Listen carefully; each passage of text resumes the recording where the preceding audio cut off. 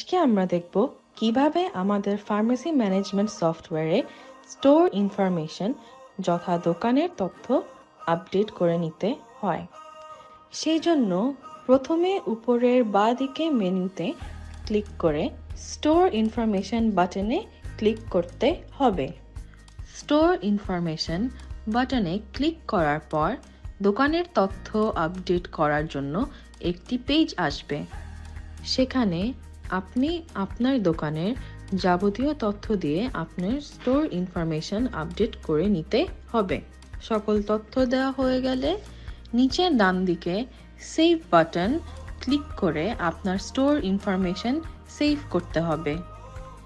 দোকানের তথ্য দেওয়ার ক্ষেত্রে মনে রাখতে হবে যে সকল ফিল্ডে লাল স্টার মার্ক দেয়া আছে সেই সকল ফিল্ডে অবশ্যই যাবতীয় সকল তথ্য দিয়ে পূরণ করতে হবে।